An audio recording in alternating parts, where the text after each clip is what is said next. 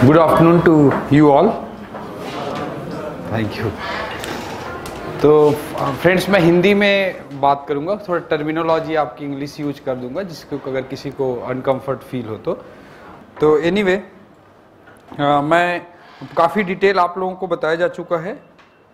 मैं basic UPSC क्या सोचता है जो मैंने रियलाइज किया है सिविल सर्विस प्रिपरेशन के दौरान, और उसके बाद सिविल सर्विस प्रिपरेशन के बाद करीब 10 साल का करियर मैं सर्विस में रह चुका हूँ। यूपीएससी वगैरह से भी जो क्लोजनेस रही है, जैसे भी रहा है, उसके थ्रू जो भी मैंने एक्सपीरियंस गेन किया है ड्यूरिंग ट्रेनिंग, जितने बैचमेट्स से मिला है, जिनसे इंटरेक्ट किया है, उसके बेसिस पे जो भी मेरे लर्निंग्स हैं, जो भी सोच है, जो भी थॉट है, यूपीएससी क्या सोचती है, उस बारे में हम थोड़ा बात करेंगे तो आप लोगों के लिए शायद अच्छा रहेगा। और दूसरा 2-4 चीज़ें प्रैक्टिकल में बताना चाहूँगा जिसके कारण कैंडिडेट्स को बहुत सारे प्रॉब्लम फेस करने पड़ते हैं, जो अननेसेसरी कई बार हवा क्रिएट किया जाता है। एक मनोवैज्ञानिक स्तर पर, साइकोलॉजिकल लेवल पे एक जो वार सा सिचुएशन क्रिएट कर दिया जाता है यूपीएससी प्रिपरेशन में, वो मुझे लगता है सबसे ज़्यादा खतरनाक होता है। तो खैर मैं 2-4 चीज़ें मैं बताना चाहूँगा। जैसे मेरा एक ऑप्शनल सब्जेक्ट था मेंस में फिलॉसफी मेरा एक ऑप्शनल सब्जेक्ट था। इसमें कोई फिलॉसफी से होगा तो आपको पता होगा कि एक पार्ट इसका होता है रिलीजन फिलॉसफी, है ना, या रिलीजियस समथिंग लाइक दैट, ठीक है।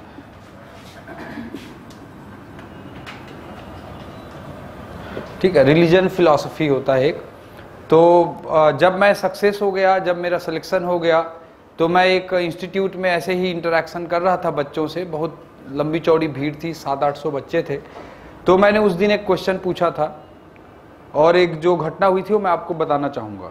क्या है, एक्चुअली जब हम लोग तैयारी करते हैं तो एकदम रूटीन चीज़ों में पढ़ जाते हैं और जो भी बुक मिलता है एक ही 2 चीज़ों को वही पढ़ते रहते हैं, वही सोचते रहते हैं, उस दायरे से कभी भी बाहर निकल नहीं पाते हैं और वही सोच देते हैं कि यही बुक पढ़ना है, इसी को सब के सब वही करते रहते हैं। कुछ भी अलग करने की हम लोग कोशिश जनरली नहीं करते हैं। There are some exceptional good books, बहुत ही ज़्यादा अच्छे कई सारे बुक होते हैं जिसको कई बार हम लोग अडॉप्ट करें तो एकदम से हमारा अप्रोच चेंज हो जाता है, लिखने का तरीका चेंज हो जाता है, मार्क्स भी चेंज हो जाता है। यूपीएससी में मैंने ये रियलाइज किया है। तो ऐसे ही रिलीजन फिलॉसफी का एक पोर्शन है। तो रिलीजन फिलॉसफी में एक बुक थी डेविड किंसले की, ultimate book, David Kinsley ultimate book. मतलब इसको जब तक आप नहीं पढ़ोगे आप अलग ही आंसर लिखोगे। इसको 2-3 बार अगर अच्छे से पढ़ लिए तो आपके आंसर में 70-80% का डिफरेंस आ जाएगा। इस तरह का बुक था, बट किसी को पता नहीं होता है। तो उस क्लास में 700-800 बच्चों के बीच में करीब 200 बच्चे फिलॉसफी से थे।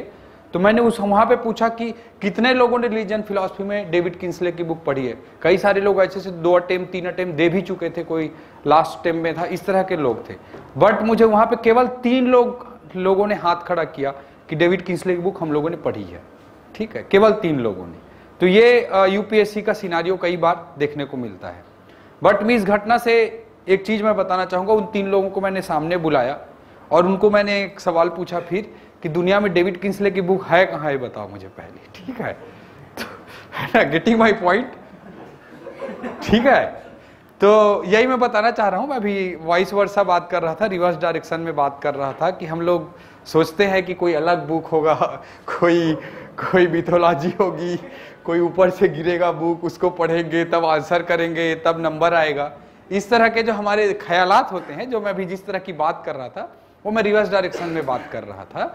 एक्चुअली ऐसा कुछ भी नहीं है। ठीक है, ऐसा कुछ भी नहीं है। बहुत ही रूटीन चीजें हैं। एक रूटीन एग्जाम है और रूटीन तरीके से आपको देना है। रूटीन बुक्स हैं, 99% लोग वही किताबें पढ़ते हैं, उन्हीं में से एक टॉप करता है, उन्हीं में से एक 400 रैंक लाता है, एक उसी में से इंटरव्यू देता है, एक उसी में से प्री भी सेलेक्ट नहीं होता है। ठीक है, तो ये इस चीज को आपको सबसे पहले रियलाइज करना पड़ेगा, केवल जानना नहीं है आपको, उसको अपने अंदर बिठाना पड़ेगा कि कोई ऐसे डेविड किंसले बुक नहीं है दुनिया में। ठीक है ना, तो be very clear, point number 1 from my side, है ना। टेक इट वेरी इजी, बहुत ही इजी तरीके से आप लो, तब आप अच्छे से कर पाओगे।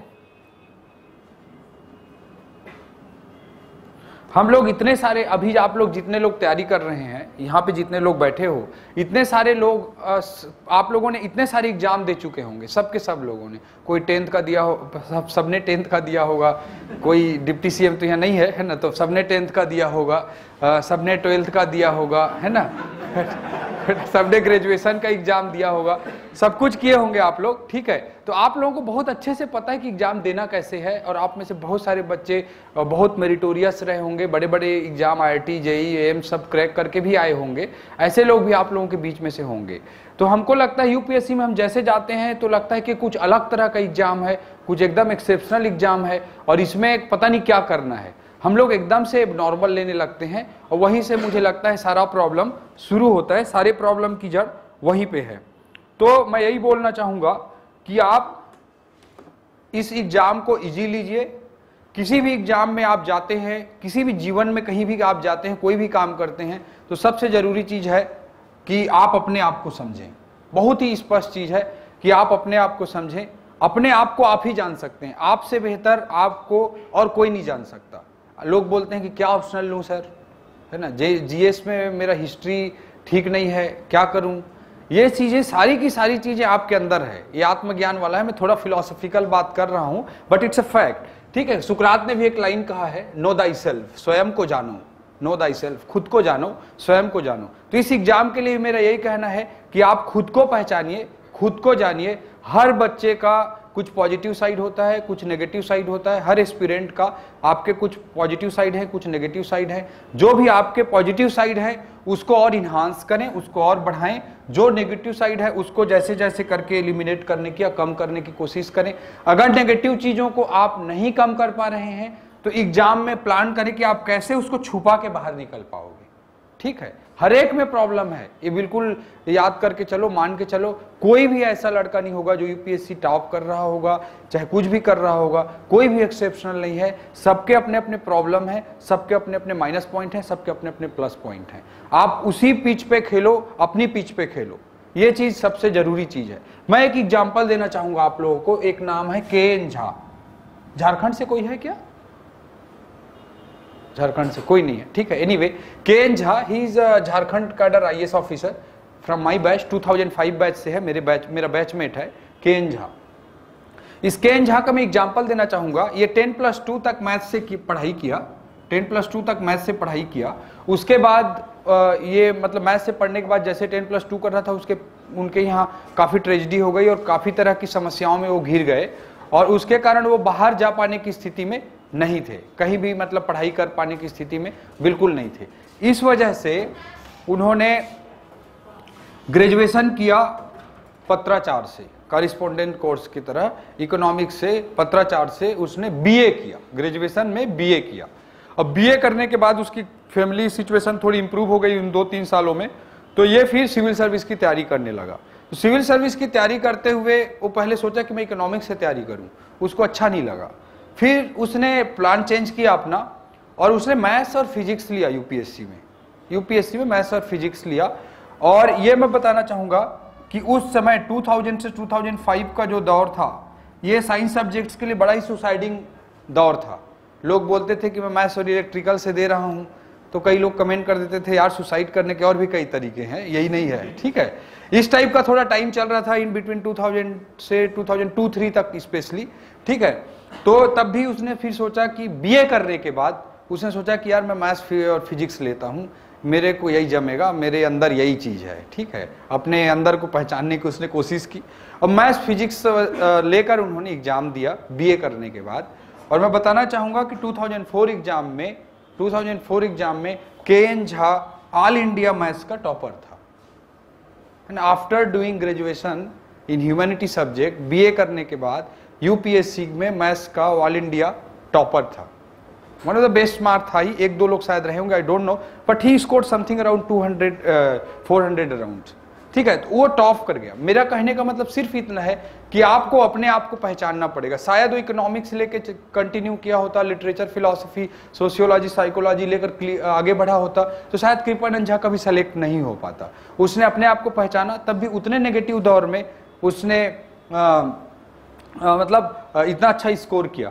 उसी समय का दौर था जब मिस्टर अमित कटारिया, जब लोगों के फिजिक्स में 250 240 से ऊपर नहीं आ पाते थे, उसी समय में 2004 बैच 2003 एग्जाम में mister Amit Kataria, he is my cadremate, मेरे 1 साल सीनियर हैं, ही स्कोर्ड 407 इन फिजिक्स। ठीक है, इसी तरह से आपको कोई लिटरेचर में मिलेगा जो 400 स्कोर कर रहा है, कोई मैथ्स में मिलेगा जो 400 स्कोर कर रहा है। ये सब केवल और केवल आपको अपने आप को पहचानने से होगा। आप अपने आप के लिए सही चीज़ों को पहचानिए और आप अपनी स्ट्रेटजी खुद प्रिपेयर करिए। याद रखिए, अगर 90 लोग आईएएस क्लियर कर रहे हैं, 90 लोग अगर आईएएस बन रहे हैं, तो 90 तरीके होंगे।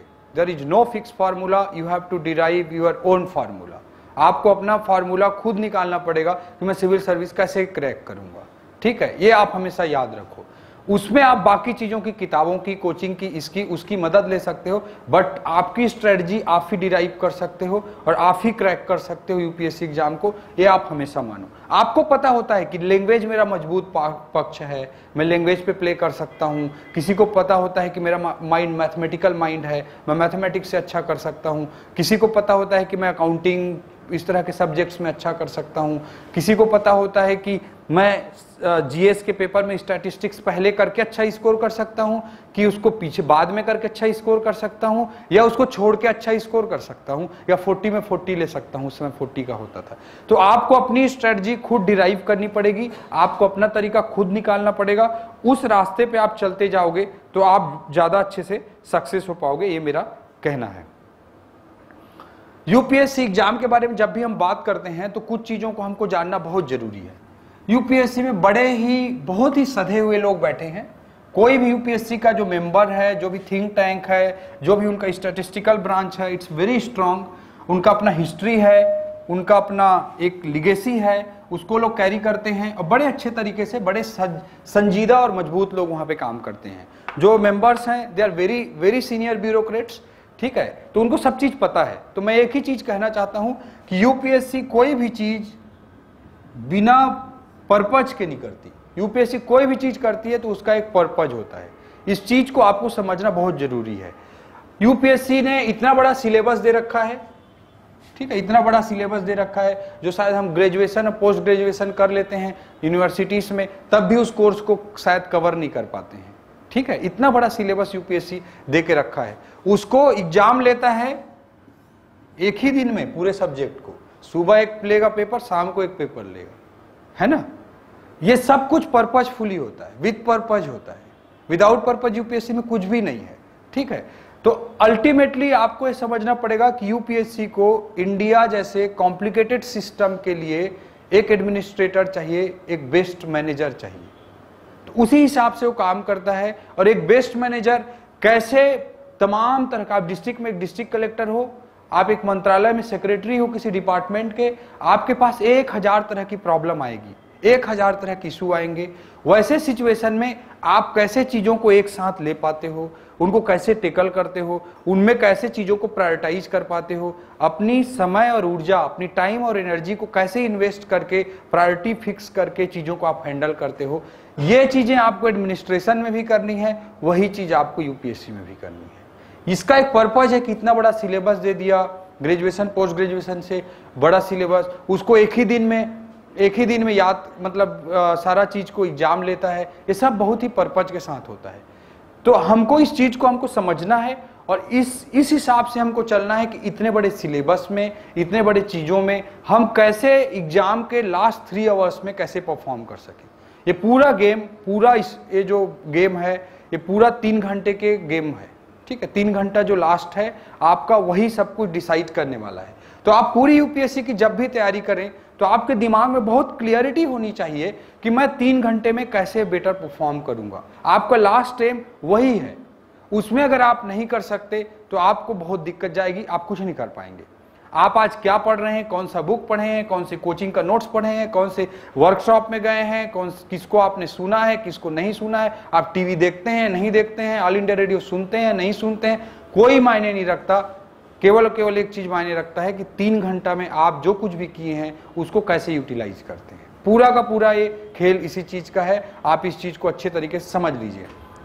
मैंने एक अटेम्प्ट ग्रेजुएशन के साथ दिया था, मैंने 2 अटेम्प्ट दिए, सेकंड अटेम्प्ट मेरा सिलेक्शन हुआ था। फर्स्ट अटेम्प्ट में मैं ग्रेजुएशन के साथ एक अटेम्प्ट दे दिया था, उसमें मेरे लिटरेचर सेकंड पेपर में 195 आए। मैं बेसिकली मैथ्स स्टूडेंट रहा हूँ, बट उस दौर को समझते हुए मैं डर के पीछे हट गया और शायद मैं अपने आप को पहचान लिया कि मैं लैंग्वेज पे अच्छा प्ले कर सकता हूँ, इसलिए मैंने लिटरेचर वगैरह उठा लिया, ठीक है, मैथ्स वैस छोड़ के। जबकि मैं मैथ्स का 70-80% सिलेबस फर्स्ट ईयर में कंप्लीट किया था।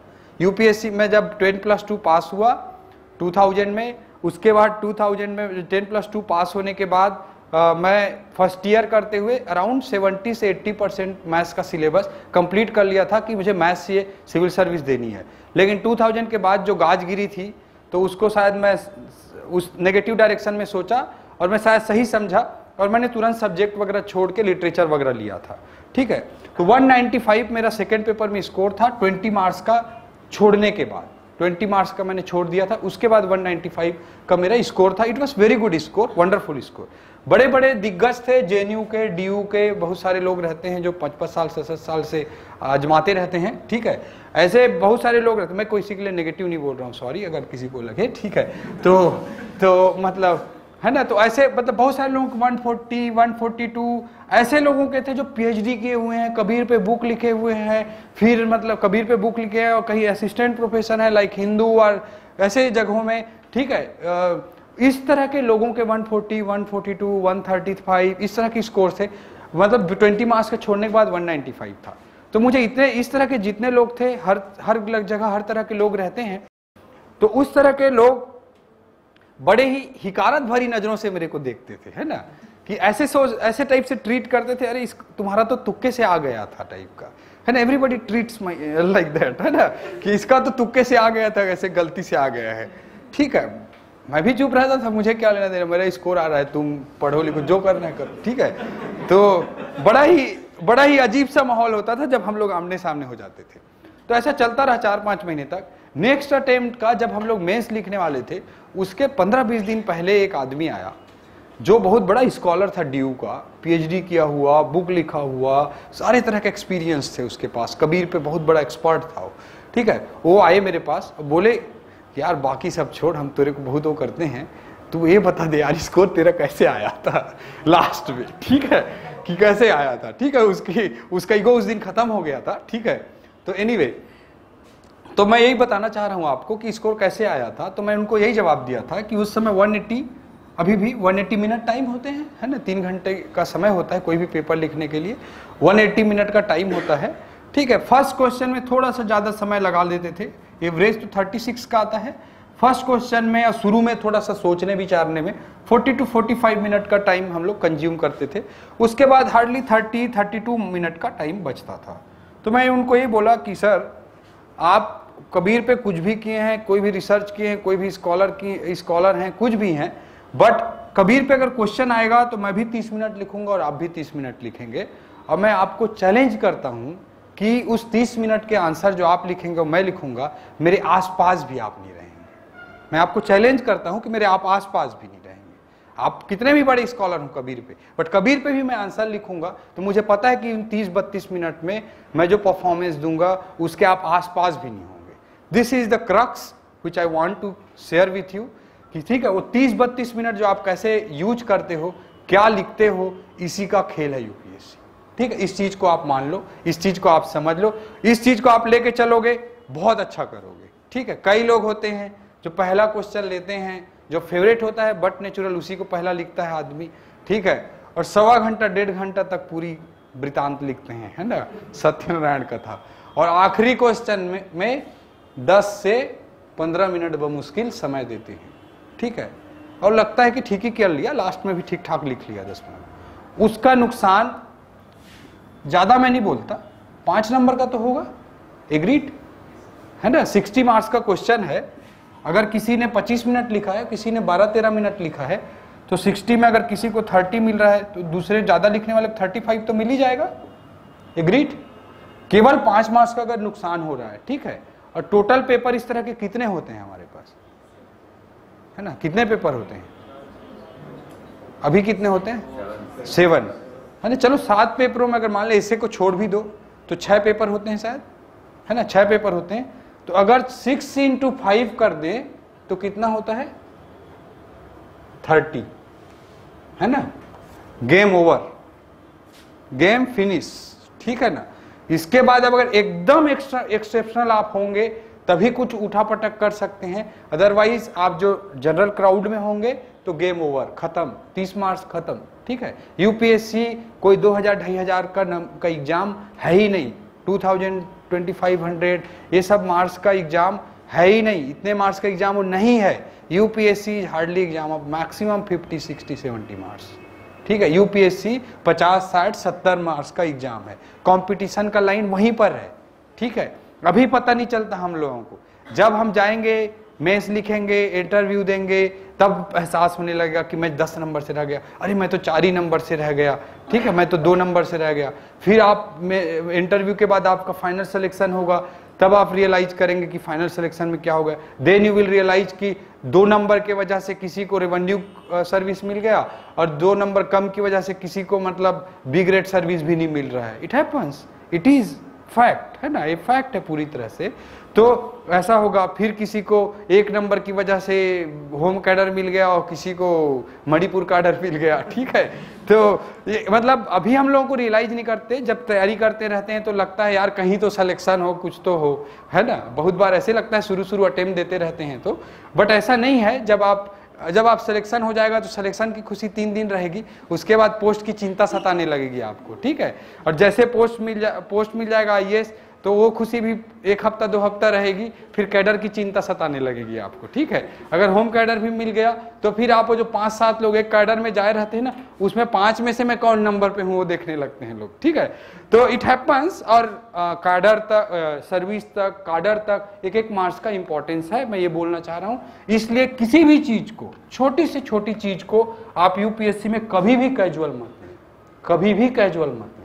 2 नंबर आपको कितना बड़ा पेन दे सकती है उसको आप बाद में रियलाइज करते हो, उसको आप पहले तैयारी के दौरान या एग्जाम लिखते समय आप नहीं रियलाइज करते हो। 2-4 नंबर आपको कुछ नहीं लगता है, बट आप एक एक नंबर कैसे जुटाओगे, एक एक बूंद कैसे जुटाओगे, इसका खेल है यूपीएससी। इसलिए कोई भी चीज को आप ऐसे फालतू तरीके से लेके खत्म नहीं करना है, बहुत सीरियसली लो हर चीज को। एक एक नंबर कैसे इंक्रीज कर सकते हो उसके बारे में सोचो।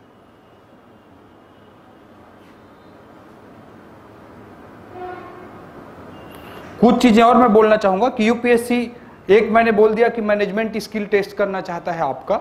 यूपीएससी मैनेजमेंट स्किल टेस्ट करने के हिसाब से इतने बड़े सिलेबस का मैनेजमेंट कराने की कोशिश करती है। इसी तरह से जो आजकल इतने सारे क्वेश्चन आने लगे हैं, अभी पेपर देखा था कुछ, तो इतने सारे क्वेश्चन आने लगे हैं, इसका मतलब यही है कि वो मैनेजमेंट स्किल टेस्ट करना चाहते हैं, ठीक है। हर तरह के क्वेश्चन देते हैं। 2 मार्क्स का क्वेश्चन कोई देता है, 2 मार्क्स का कोई क्वेश्चन दे रहा है, फिर 30 मार्क्स का भी आता होगा, 60 का भी आता होगा। आजकल शायद 60 देते भी नहीं, बट जितने भी, तो आप हमेशा याद रखना कि छोटे क्वेश्चन है मतलब आपके नॉलेज के एक्सटेंशन को टेस्ट करना चाह रहा है, और बड़ा क्वेश्चन है तो डेप्थ को टेस्ट करना चाह रहा है। तो जब भी आप बड़ा क्वेश्चन अटेम्प्ट करें तो डेप्थ का बहुत ध्यान रखें। ज्यादा लिखना है जहां पे, वहां पे डेप्थ जरूरी है, तभी आपको मार्क्स मिलेंगे।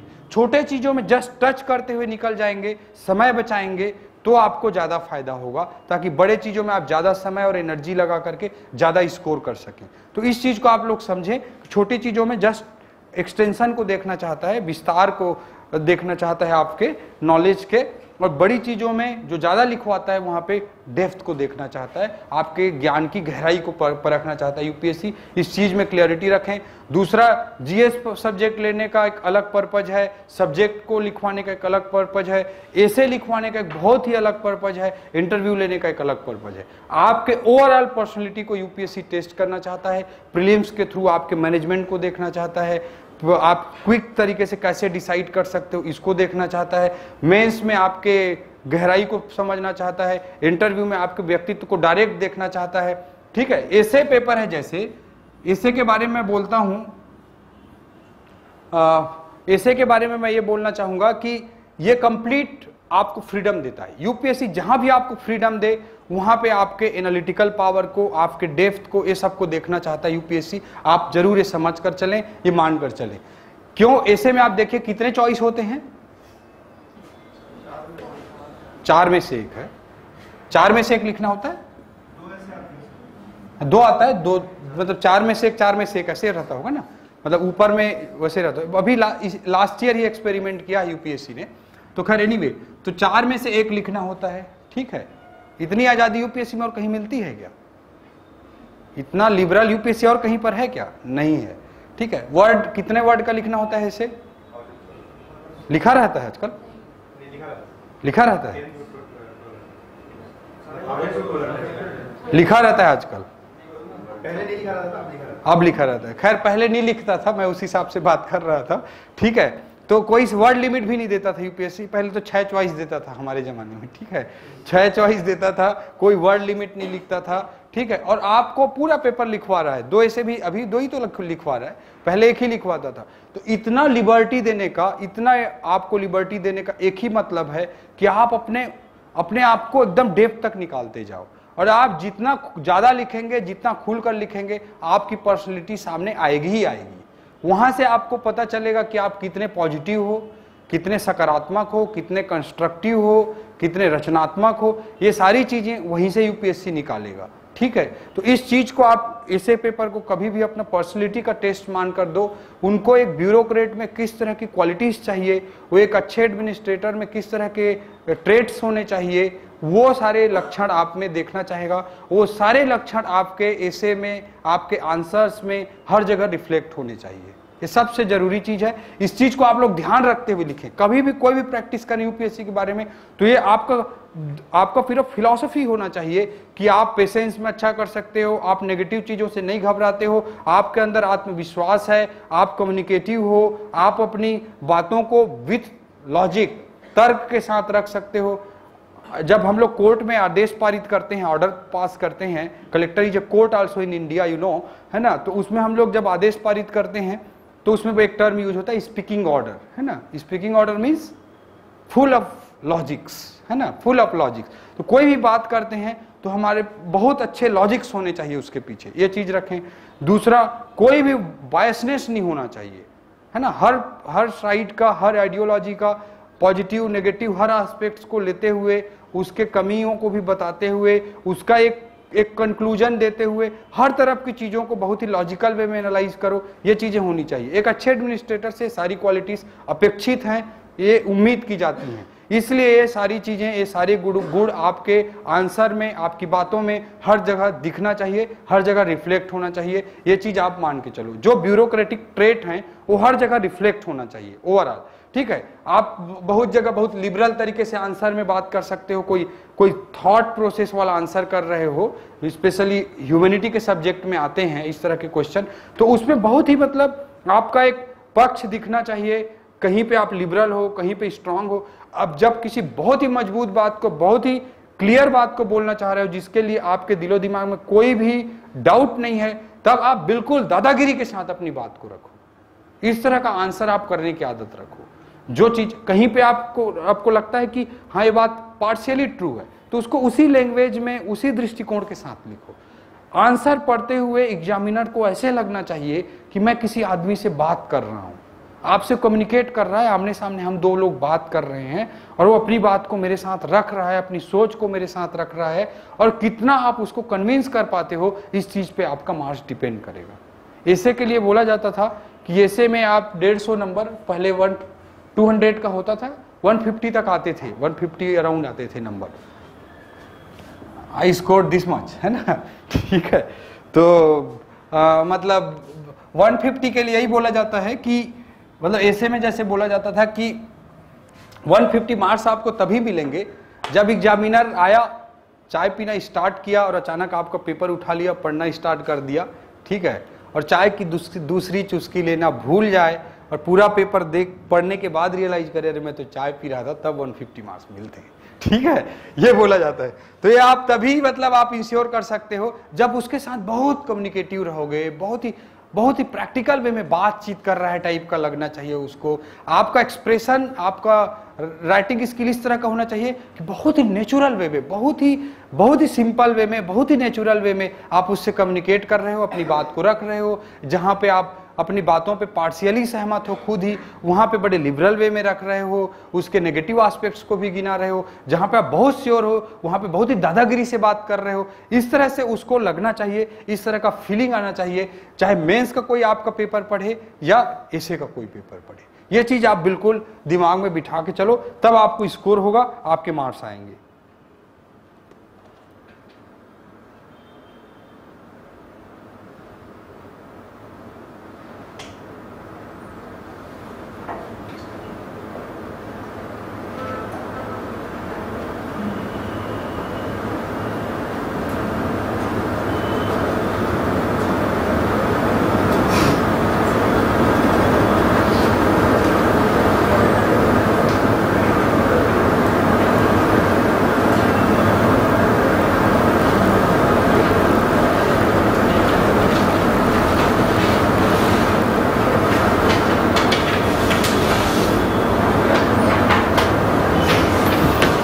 दो तीन चीज और मैं बताना चाहूंगा आप लोगों को कि अनसॉल्व्ड का बहुत ज्यादा इंपॉर्टेंस है, चीज आप लोग जानते ही होंगे, समझते ही होंगे, ठीक है। मैं ये चीज जरूर शेयर करना चाहूंगा कि अनसॉल्व्ड का बहुत ही ज्यादा इंपॉर्टेंस है। आपको सारे क्वेश्चन याद होने चाहिए कि यूपीएससी ने किस पोर्शन में कौन सा क्वेश्चन पूछा था। यार आपको याद करने की जरूरत नहीं है कि 2006 में पूछा था कि 7 में, बट आपको सारे क्वेश्चन याद होने चाहिए। कोई भी टॉपिक आप पढ़ते हो तो आपको पीछे क्या क्या क्वेश्चन पूछा गया है उस टॉपिक में आपके दिमाग में बहुत क्लियरिटी होनी चाहिए, ठीक है। ये आप जरूर याद ध्यान रखना। इसके लिए जो हम लोग नॉर्मल प्रैक्टिस उस समय हमारे ग्रुप में जितने लड़के सब करते थे वो था कि हम लोग सोने से पहले आधा घंटा पौन घंटा अनसॉल्व्ड को पकड़े रहते थे, ठीक है। तो वैसे धीरे धीरे, क्योंकि एक साथ तो कोई चीज याद हो नहीं सकता, वो तो आप डेली रूटीन में लाओ। अनसॉल्व्ड पेपर रखे रहना चाहिए आपकी टेबल में, जिस टेबल में पढ़ते हो, तो डेली अनसॉल्व्ड पेपर देखो, चाहे प्रीलिम्स का हो चाहे मेंस का हो, अनसॉल्व्ड पेपर देखो, बार बार देखो, ठीक है। याद होना चाहिए आपको क्वेश्चन। उससे न केवल आप समझ पाओगे किस तरह से क्वेश्चन आते हैं, बल्कि टॉपिक को पढ़ते वक्त एक लाइन भी कोई लगेगा ना कि उसको किस तरह से यूज कर सकते हो, आप उस तरह से यूज करने लगोगे उसको। ये बहुत इंपॉर्टेंट चीज है, इसलिए अनसॉल्व्ड को हमेशा आप लोग लेकर चलें। एक चीज। दूसरा चीज मैं एक चीज शेयर करना चाहूंगा कि प्रीलिम्स में बहुत सारे लोगों का टाइम मैनेजमेंट बहुत ही खराब होता है ना। आई डोंट नो अभी क्या चल रहा है, कितना टाइम रहता है क्या। उसमें 150 क्वेश्चंस होते थे, उसमें जीएस में 120 क्वेश्चंस होते थे सब्जेक्ट में, तो काफ़ी लोगों का टाइम मैनेजमेंट बहुत ख़राब होता था। तो उसमें एक छोटा सा डाउट आता था कि पहले हम लोग टिक करें कि मतलब पहले आंसर को बनाते चले जाएं, फिर या डायरेक्ट मतलब जो सीट होती है वो एमआर सीट जो होती है उसमें करते चले जाएं। तो इस पे हम लोगों ने काफ़ी रिसर्च से और काफ़ी कुछ करके एक कंक्लूजन निकाला था, वो मैं आप लोग शेयर करना चाहूँगा। हम लोग ये सोचते थे कि जैसे 150 क्वेश्चन है तो फर्स्ट राउंड लेते थे, तो उस समय हम वो एमआर सीट को नहीं खोलते थे, एमआर सीट रख देते थे और उसमें सीधा टिक टिक टिक टिक करते चले जाते थे, ठीक है। और जिस आंसर में नहीं है उसको टच नहीं करते थे। और एक राउंड करने के बाद फिर वो एमआर सीट को लेते थे और उसमें सारा फिर फिल कर देते थे एक साथ 5-10 मिनट में, ठीक है। तो उससे क्या होता है कि हर बार अगर ओएमआर सीट में आप फिल करने लगोगे तो टाइम मुझे लगता है बहुत खराब होता है और थोड़ा सा माइंड भी डिस्ट्रैक्ट होता है। तो उसमें पहले एक राउंड में माइंड ज़्यादा फ्रेश रहता है, पहला राउंड जब करते हैं हम आधा एक घंटा तक, तो उस समय सीधा टिक टिक टिक करते हुए जा सकते हैं और फिर ओएमआर सीट में भर सकते हैं। फिर जो सेकेंड राउंड हम लोग लेते थे, इस ट्रेंड में नुकसान क्या, कई बार लोग टिक ही करते रह जाते हैं, उधर ठीक से नहीं भर पाते और लास्ट में जब भरते हैं तो फिर 12 का 13 में 13, 14 में 14 का 15 में, ऐसे बहुत लोगों के साथ हुआ है। हमको हंसी आएगी अभी कि ऐसा कोई कैसे कर सकता है, बट आप लोगों को भी पता होगा बहुत सारे लड़के ऐसा करते हैं, ठीक है। ह्यूमन एरर किसी से भी हो सकता है, आप उसको मतलब अंडर एस्टिमेट मत करो, ठीक है। तो इसलिए हम लोग फिर अच्छे से देखते हुए ओएमआर सीट को भर देते थे। फर्स्ट राउंड की कमाई असली कमाई होती है, बाद में तो भगवान भरोसा है, ठीक है। तो पहला राउंड ही असली होता है ना। तो इसलिए पहले राउंड में मतलब जो आया उसको अच्छे से ओएमआर सीट में कर दिए भाई, अपना जो कमाई था वो तिजोरी में रख दिया अब, ठीक है। अब जब सेकंड राउंड लेते थे तब क्वेश्चन पेपर को भी साथ में रखते थे, ओएमआर सीट को भी साथ में रखते थे और उस समय जो डिसाइड करते थे उसको फिर एंट्री उसी समय करते चले जाते थे कि लास्ट में फिर एंट्री करने का जो रिस्क रहता था वो ना रहे, ठीक है।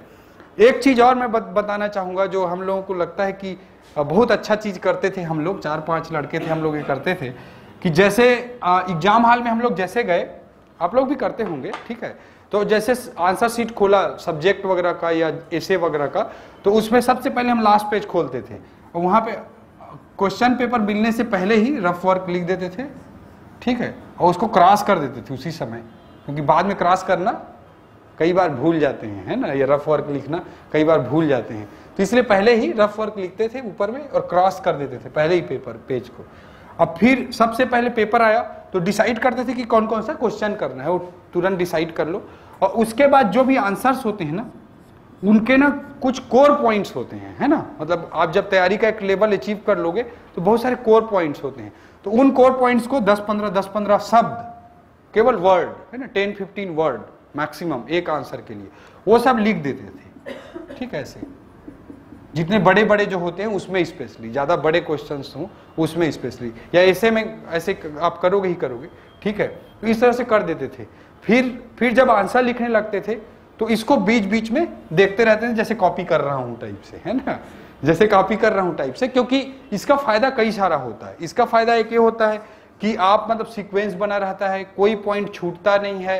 ठीक है, आप जब खुद से लिखना चले, बहुत सारे पॉइंट क्या है पहले आपको याद आते रहेंगे, जब आप आंसर लिखने लग जाएंगे तो याद आना बंद हो जाता है। सिंपल ह्यूमन माइंड है हम सबका।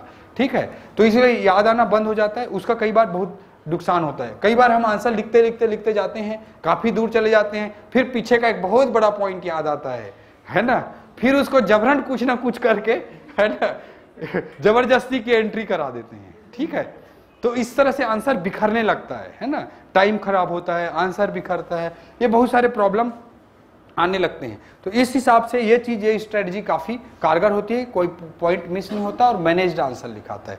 इसी तरह से एसे के पेपर में भी हम लोग इस तरह की स्ट्रेटजी अपनाते थे। वैसे एसे में हम लोग था कि एक बार खाका बना लेते थे, फिर लिखते थे, फिर थोड़ा ब्रेक लेते थे, फिर लिखते थे, फिर थोड़ा ब्रेक लेते थे, फिर लिखते थे, इस तरह का करते थे एसे के पेपर में। तो ये चीज भी मैं आप लोगों को शेयर करना चाहूंगा।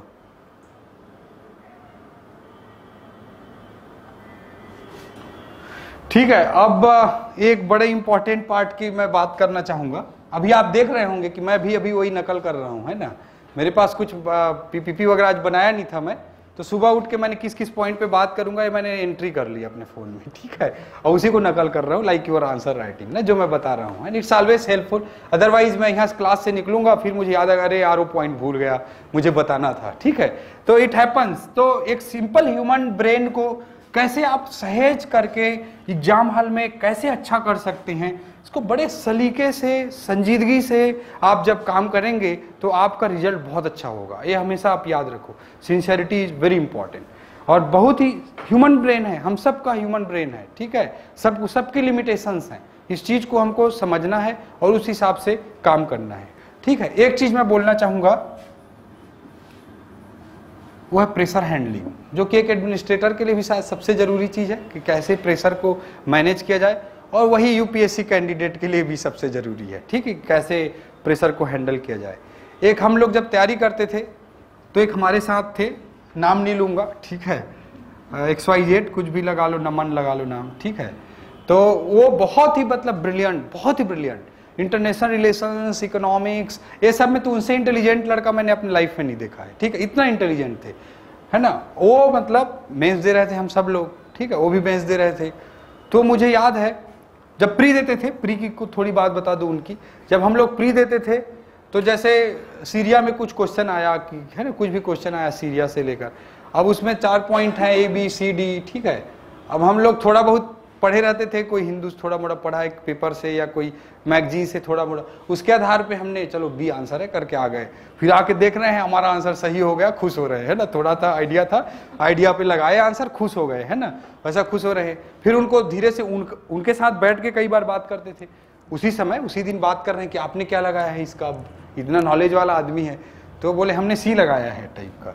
तो आप डर गए कि अब तो गलत होगा ही होगा। ठीक है, तो फिर वो बोले कि फिर खुद ही एक्सप्लेन करने लगते थे कि नहीं, एक्चुअली सीरिया में 1930 में हुआ था, फिर 40 में एक वहाँ का एक रूलर आया, उसने प्रोविज़न किया था, उसका बहुत विरोध हुआ, बहुत व्यापक विरोध हुआ, सारे किसान सड़कों पे उतर आए थे और दूसरे देश ने उसको सपोर्ट किया था, फिर 60s में जाके ऐसा हो गया, तो ये हुआ, फिर वो पूरा हिस्ट्री बता देंगे। और उस हिसाब से आप लोगों का जो C आंसर वही ठीक है ना, C ही होना चाहिए, लेकिन हमने B लगा दिया है। ठीक है, तो it happens with many people की नॉलेज होता है, जानकारी होती है, बट जब सही टाइम आता है तो उल्टा पुल्टा कर जाते हैं, जस्ट बिकॉज ऑफ प्रेशर, ये कोई नॉर्मल, ये कोई ऐसा जस्ट हो जाने वाला चीज़ नहीं है, ये बहुत इंपॉर्टेंट चीज़ है और इसको हम लोगों को कंट्रोल करना चाहिए और इसे कंट्रोल किया जा सकता है, ये बहुत इंपॉर्टेंट है। ठीक है, तो अपने आप को हैंडल करो, अपने आप को कंट्रोल में रखो। आप इजी माइंड से लेकर चलेंगे, इजी वे में डील करेंगे एग्जाम को, तो आप इस तरह की गलतियां नहीं करेंगे। जब आप प्रेशराइज हो जाएंगे, है ना, ओवर प्रेशर महसूस करेंगे, है ना, तो आपका पेशेंस खोने लगेगा, धैर्य खोने लगेगा और आप गलतियां करेंगे, तरह तरह की गलतियां करेंगे। ठीक है, तो इस चीज को आप कैसे प्रेशर हैंडल करते हैं, ये यूपीएससी एग्जाम में बहुत इंपॉर्टेंट है। उन्हीं का मैं एग्जाम्पल दूंगा मिस्टर नमन का, कि मेंस की जब हम लोग तैयारी करते थे, अब अच्छी से तैयारी कर रहे हैं। लास्ट 20-25 डेज की बात बता रहा हूं मैं। लास्ट 20-25 डेज में उनको हम लोग देख ही नहीं पाते थे, वो दिखते ही नहीं थे। हमारे बगल में ही रूम है बट वो दिखते ही नहीं थे। हमको लगा कि यार बड़ा जबरदस्त तैयारी कर रहे हैं, इस बार टॉप 10 में आना ही है इनको तो। ठीक है, इस तरह से बात करते थे। मुझे याद है मेंस स्टार्ट होने से 2 दिन पहले रात को 2:30 बजे ऐसे टहल रहे थे गैलरी पे। ठीक है, तो फिर मैं जब बाहर निकला तो मैंने पूछा कि और सर कैसे तैयारी चल रही है, आप तो जबरदस्त तैयारी कर रहे हैं, 20-25 दिन से दिख ही नहीं रहे हैं, आप तो चाय वाय पीना भी नहीं जा रहे हैं, कोई ब्रेड ऑमलेट भी खाने नहीं जा रहे हैं, कुछ नहीं कर रहे हैं, आप तो बिल्कुल ही पढ़ाई में ही लीन हो गए हैं।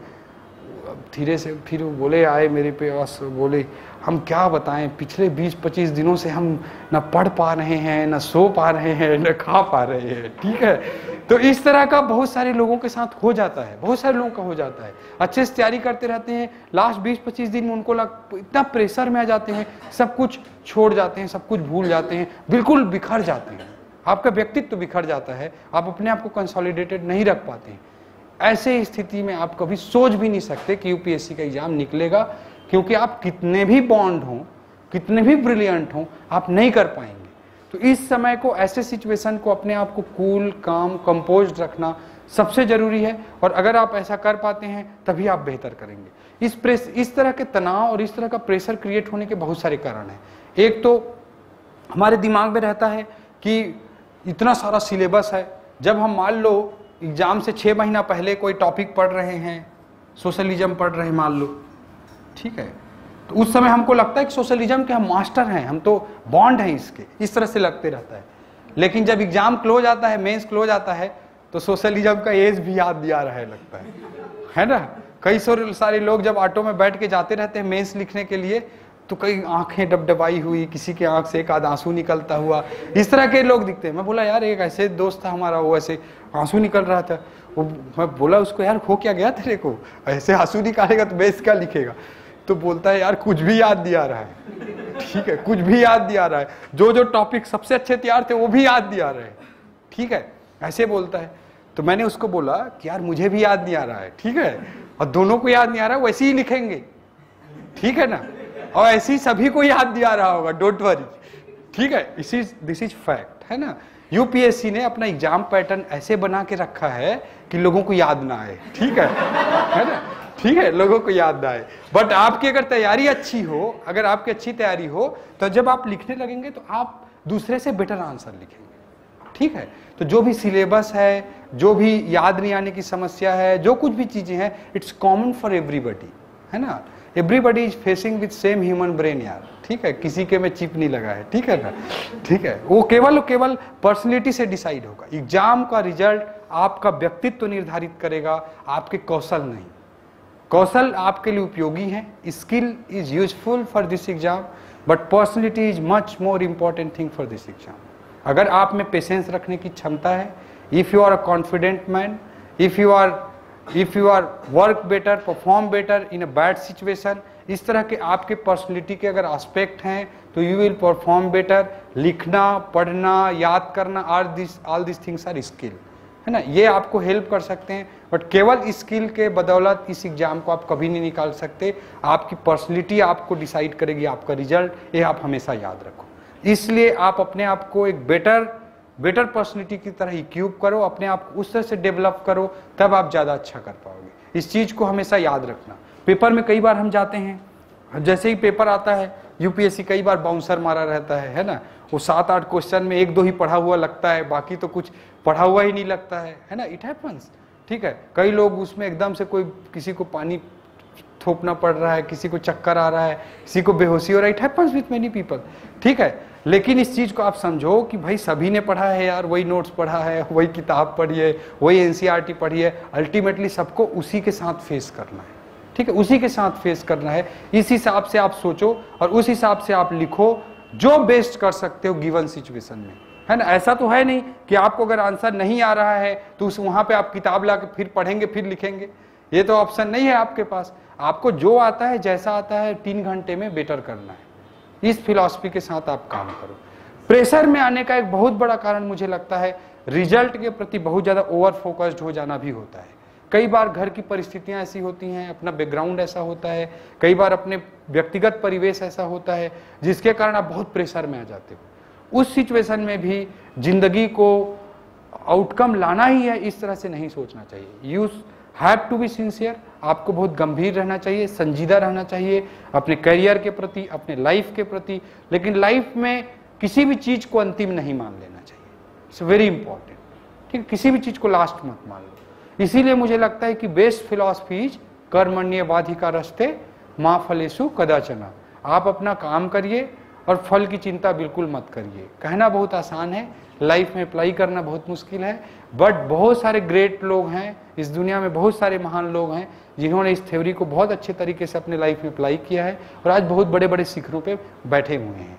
अगर हम टेंशन लेते हैं तो उससे हमारा रिजल्ट तो कुछ अच्छा हो नहीं जाएगा, ठीक है ना। अगर हम उसमें टेंशन लेते हैं तो हमारा रिजल्ट तो कुछ अच्छा हो नहीं जाएगा, केवल और केवल रिजल्ट खराब हो सकता है। तो इसलिए बहुत ज्यादा ओवर परफॉर्मेंस के पीछे हमको नहीं पड़ना चाहिए। मैं अपना काम करूंगा ईमानदारी से, हुआ तो ठीक, नहीं हुआ तो ठीक, इस तरह की धारणा लेकर चलनी चाहिए। क्योंकि लाइफ में UPSC is not the last thing, ठीक है। आप एक सिविल सर्वेंट बन जाते हो, ये सब कुछ नहीं है। सिविल सर्वेंट बनने के बाद भी कई सारे लोग, मैं मानता हूं, भारत देश के बोझ हैं, ठीक है। और सिविल सर्विस में आने के बाद भी अगर आपको अच्छा करना है तो चुनौतियां, चैलेंजेस, मेहनत, हार्डवर्क और भी ज्यादा है, ठीक है। इस चीज को आप हमेशा याद रखो और लाइफ का कोई एंड नहीं है, ये चीज हमेशा मानकर चलो। इस चीज में, इस एग्जाम में एक चीज और मैं आपको बोलना चाहूंगा, कहीं ना कहीं लक फैक्टर कहीं ना कहीं काउंट करता है, ठीक है। ये चीज मैं आपको बोलना चाहूंगा। आपको लगेगा कि आई एम पेसिमिस्टिक, मैं निराशावादी बात कर रहा हूं, but it's a fact and it's a reality जो मैंने इतना अनुभव किया है, ठीक है। बट इसमें यह माना जाता है कि भाई भाग्य का कितना रोल होता है और परिश्रम का कितना रोल होता है, हमारे अपने एफर्ट्स का क्या रोल है और डेस्टिनी का क्या रोल है, ठीक है। इस बारे में कोई बोलता है 90-10 है, कोई बोलता है 50-50 है, कोई बोलता है 10-90 है, व्हाट एवर, ठीक है। बट इसमें मैं मानता हूं कि इंडिया में एक यूथ का ग्रुप है, मान लो 5,000-10,000 लोग हैं। इस ग्रुप में, इस क्लब में आने के लिए यूपीएससी 100% परिश्रम का मामला है, 100% अबाउट हार्ड वर्क। जब तक आप अपनी हड्डी घिसेंगे नहीं, जब तक मेहनत नहीं करेंगे, तब तक इस 5-10 हजार लोगों के क्लब में आप नहीं आ पाएंगे। और इस क्लब में पहुंचने के बाद यूपीएससी, मुझे लगता है 100% भाग्य है, ठीक है, डेस्टिनी है, ठीक है। मैं बहुत ही अजीब बात कर रहा हूं, बट मैंने रियलाइज किया है, मैं जो सोचता हूं वो मैं बता रहा हूं आपको। आप असहमत भी हो सकते हैं, यू आर मोस्ट वेलकम, ठीक है, आप असहमत हो सकते हैं, लेकिन मुझे, आपने खुद रियलाइज किया होगा कि बहुत सारे लड़के रहते हैं जो बहुत डिजर्विंग रहते हैं। मैंने अपने तैयारी के ड्यूरेशन में भी महसूस किया कि कई सारे लड़के बहुत डिजर्विंग रहते हैं, लेकिन कुछ कुछ कारणों से 5 नंबर, 10 नंबर, एक आध पेपर में एक्सेप्शनली कम मार्क्स आ गए, ऐसे कुछ कुछ होके कई लोगों का नहीं हो पाता है, ऐसा भी होता है, ठीक है। तो एक एग्जांपल मैं इसके बारे में देना चाहूंगा। 2005 बैच, मेरा जो बैच है, उसका टॉपर था मिस्टर एस नागराजन, आपने शायद नाम सुना होगा, ठीक है, एस नागराजन। तो नागराजन वाज रैंक 1 होल्डर और हमारे बैच में सेकेंड रैंक जो था, उन दोनों के बीच में समथिंग अराउंड 58 मार्क्स का डिफरेंस था, रैंक 1 एंड बिटवीन रैंक 2, ठीक है। रैंक 1 और रैंक 2 में एकदम ह्यूज डिफरेंस था marks, something around 58 if I am remembering correctly. तो 58 नंबर का शायद उसमें डिफरेंस था रैंक 1 और रैंक 2 में, ठीक है। और इसके बाद मैं बता रहा हूँ, हमारे एकेडमी में बहुत सारे एग्जाम होते हैं ड्यूरिंग ट्रेनिंग, ठीक है। फाउंडेशन कोर्स होता है, फेज 1 होता है, फेज 2 होता है, 9 साल की सर्विस के बाद फेज 3 होता है, फेज 3 भी हम लोगों का हो गया, ठीक है। ये सारे कोर्सेस हमारे हो गए, ठीक है। सब में बिना किसी डाउट के टॉपर नागराजन रहता है हमेशा, ठीक है, हमेशा नागराजन टॉपर रहता है। You belong to Tamil Nadu perhaps, हाँ, यू नो नागराजन, ठीक है। एनीवे, तो he is presently director IT in Tamil Nadu government, ठीक है। तो हमेशा वो टॉपर रहता है, हमेशा कोई भी क्विज करा लो, इंटरनेशनल क्विज करा लो, उसको कोई हरा ही नहीं पाता। ही इज सो ब्रिलियंट, ठीक है। बट इतने ब्रिलियंट आदमी का जो ये यूपीएससी में आईएएस बना था, वो यार लास्ट अटेम्प्ट में बना था, ठीक है, इन लास्ट अटेम्प्ट, ठीक है। ऐसे बहुत सारे आपको एग्जाम्पल मिलेंगे, ठीक है। आप खुद कई बार रियलाइज किए होंगे कि जैसे एक पेपर में आपका 180 आया एक बार, अगले बार दिए तो साला 90 आ गया। इट हैपन्स, मेरे साथ भी हुआ है।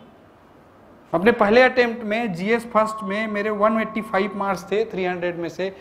सेकेंड अटेम्प्ट जब मैंने दिया तो मेरे को लगा था पेपर लिखने के बाद, मैं ऐसे ही तैयारी करता था यार, फर्स्ट पेपर में 200 अराउंड स्कोर कर लेंगे, सेकंड पेपर में जो भी लिख के आ जाएंगे 100, 125, 150 नंबर आ ही जाएगा, कोई टेंशन नहीं। इस तरह से सोच के चलते थे, और पहले अटेम्प्ट में 185 आ गया तो दिमाग और भी खराब हो गया, ठीक है।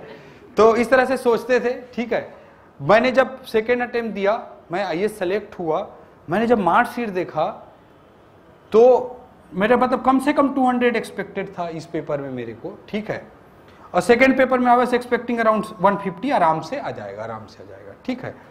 I got 90 in this paper, ठीक है, and I got 196 in this paper, ठीक है, ठीक है।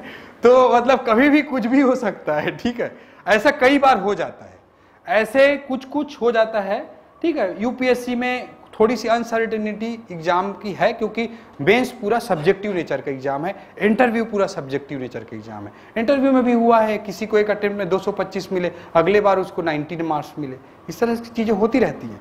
तो ये सब्जेक्टिविटी का जो फैक्टर है ना, हमारे कॉन्स्टिट्यूशन में यूपीएससी को बहुत अच्छी संस्था मानते हैं हम लोग, और इसमें किसी तरह के करप्शन के या इस तरह के कोई दाग आज तक नहीं लगे हैं, इसलिए आदमी इस रिजल्ट को इजिली एक्सेप्ट कर लेता है, ठीक है। क्योंकि लोगों को लगता है हो गया, ठीक है, बट ये नहीं लगता कि जानबूझकर किसी ने मेरे साथ किया है गलत इंटेंशन से, इसलिए एक्सेप्ट हो जाता है। नहीं तो शायद हो जाए इस अनसर्टेनिटी के कारण, इस अनिश्चितता के कारण यूपीएससी में आग लग जाए एक आदमी, ठीक है। इट मे हैपन, ठीक है। कहा भी जाता है ना, UPSC means unpredictable public service commission, some people says, है ना। तो इस टाइप से कई बार हो जाता है, कई चीजें होती हैं। तो यहाँ पे ये जो चीजें हैं मैं बता रहा हूं, इसी को मैं भाग्य बोलता हूं, ठीक है। अगर मेरे को 90 में इसमें 200 मार्क्स आते तो मैं टॉप 5 में होता, ठीक है, बिना कोई दिक्कत के, ठीक है। अगर एक आध पेपरों में और ऐसी हो जाता तो इंटरव्यू कॉल ही नहीं आता, ठीक है।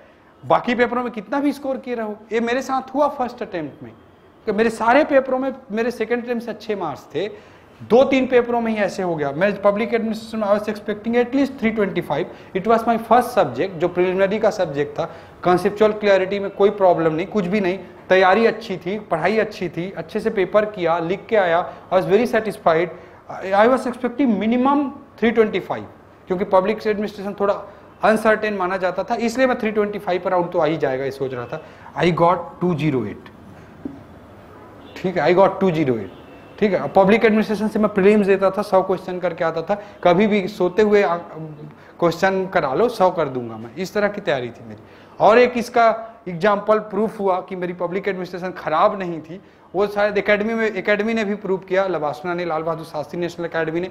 जब फेज 1 में वहाँ एक पेपर होता है पब्लिक एडमिनिस्ट्रेशन का, पूरे बैच में होता है, and I got gold medal in public administration that time.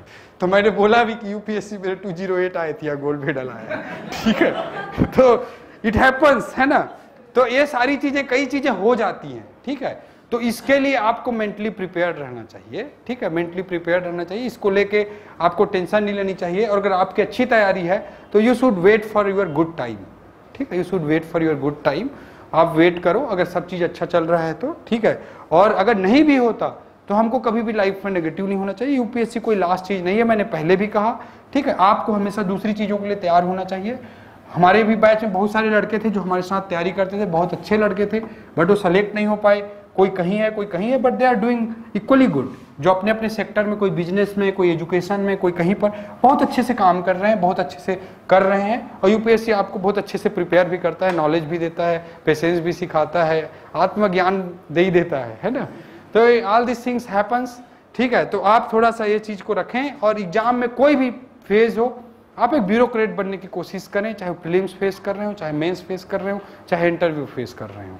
वो आप स्किल और वो आदत अपने आप के अंदर डेवलप करने का प्रयास करें।